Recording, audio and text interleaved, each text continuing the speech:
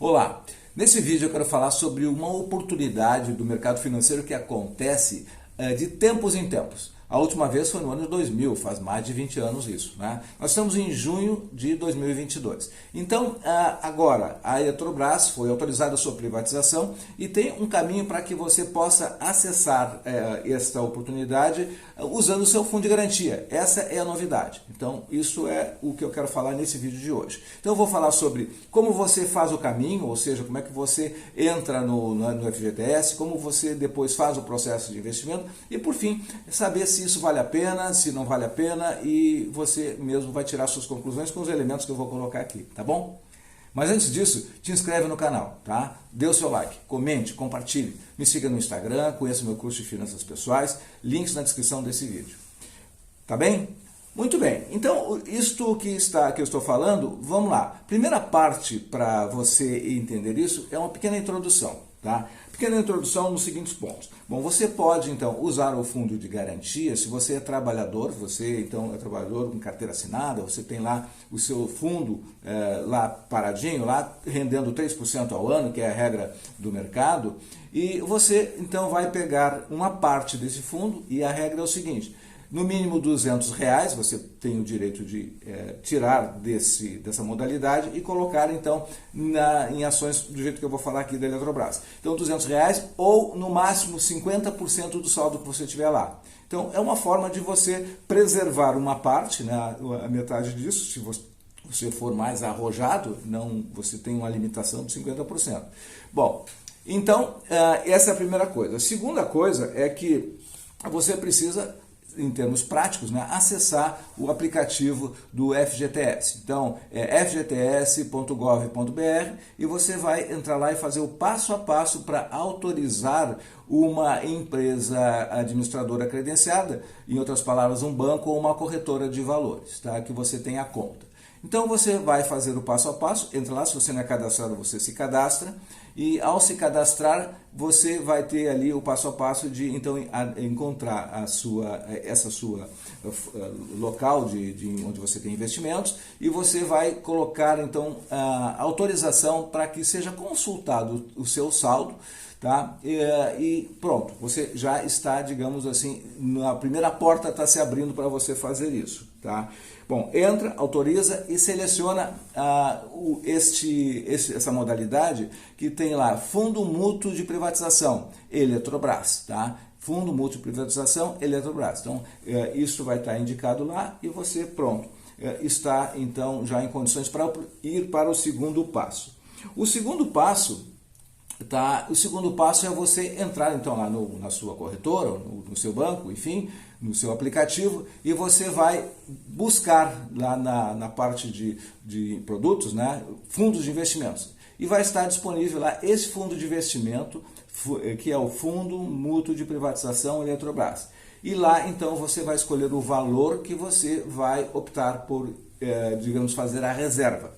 Bom, do dia 3 até o dia 8 é o momento de reserva. No dia 9, tá, você vai estar então habilitado a adquirir, né, pelo preço de mercado dessa cota.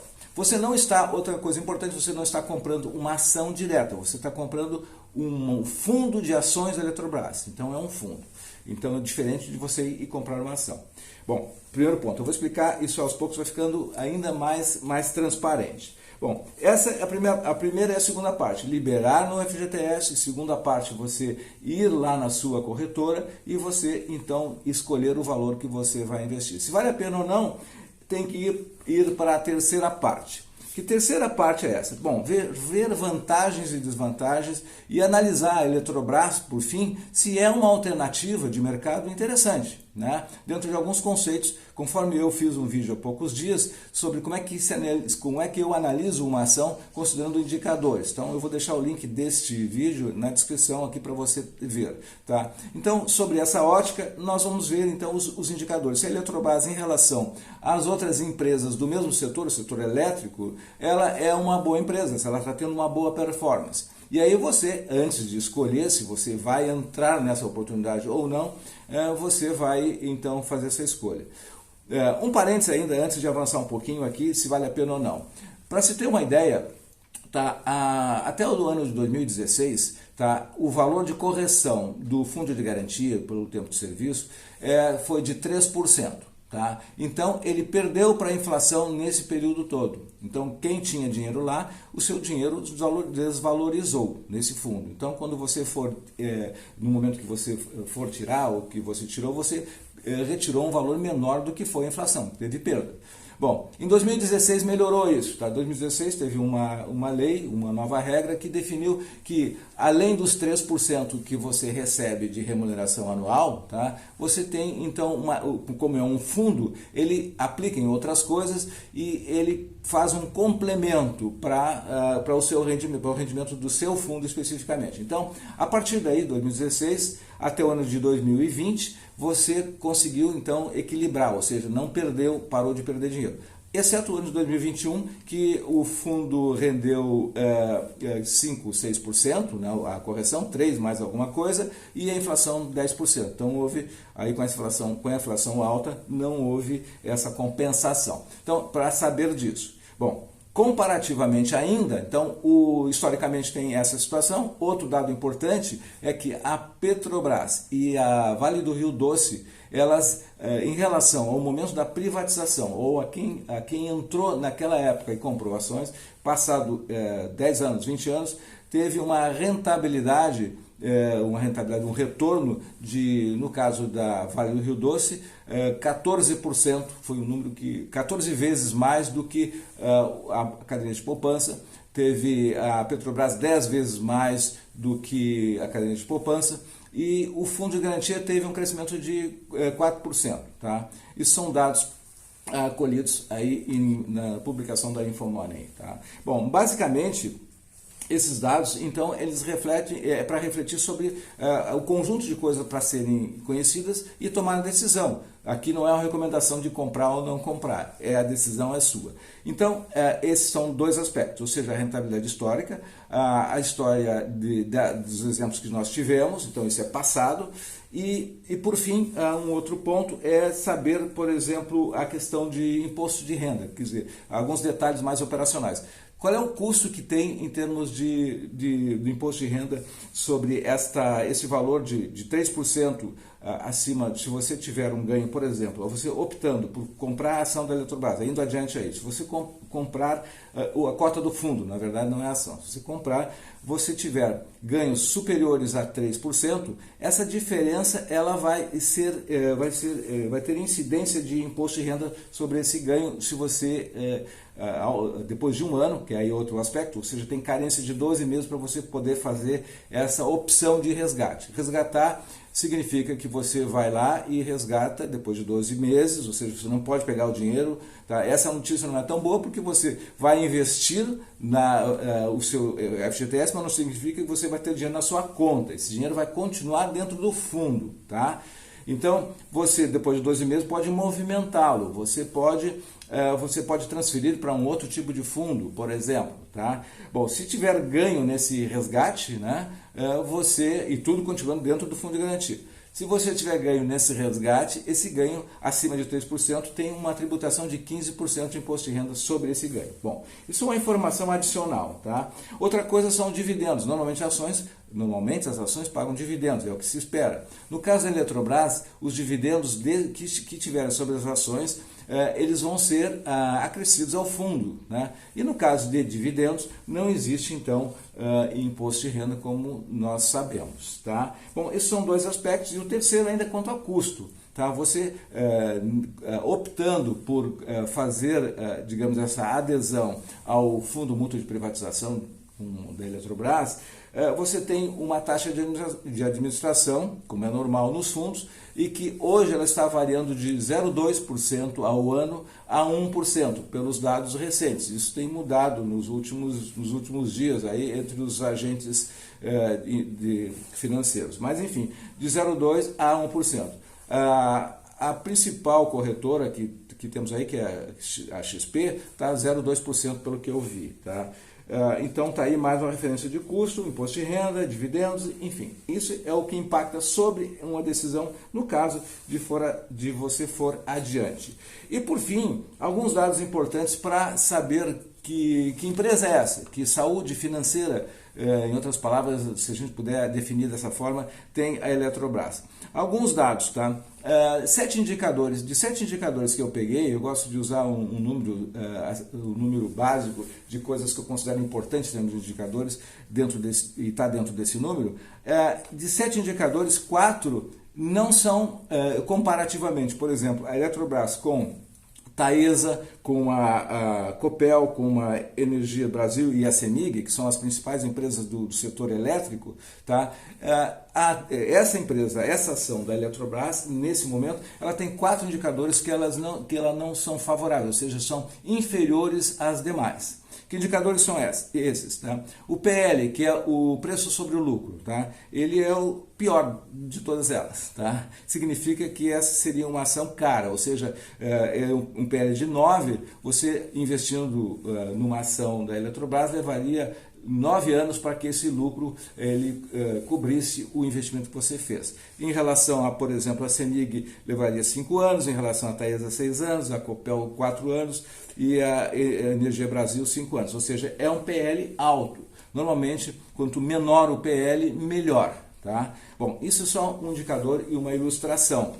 Outros indicadores importantes, e aí sim que eu considero como relativo à saúde da empresa, é o ROI, que é o retorno sobre o patrimônio líquido, ou seja, quanto o lucro dela representa sobre o patrimônio líquido dela, ou seja, ela é uma empresa que ela remunera bem o seu capital, remunera o seu patrimônio. Então, no caso, nesse quesito, ela também tem digamos assim, mostra uma deficiência, ou seja, se olharmos esse número, tem o ROI de 8% ao ano, quanto a CEMIG tem 23%, a Taesa tem 31%, a Copel tem 21% e a Energia Brasil tem 18%. Então, assim, nesse momento, o ROI dessa empresa não é bom, tá? Comparativamente.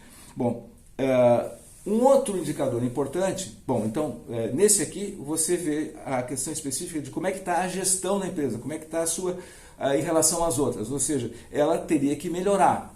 E aí já uma coisa para pensar. Em termos de futuro, isso pode ser um indicador positivo. Então, em relação ao passado, ela não está bem. Em relação ao futuro, com uma privatização, com uma nova forma de gestão, onde se prioriza, por exemplo, a lucratividade, se prioriza a eficiência na gestão de gastos, a eficiência na busca de melhores de crescimentos de receita, enfim, isto leva a uma perspectiva de poder, então, de espaço para melhorar. Então está aí uma coisa que não temos certeza, mas é para pensar.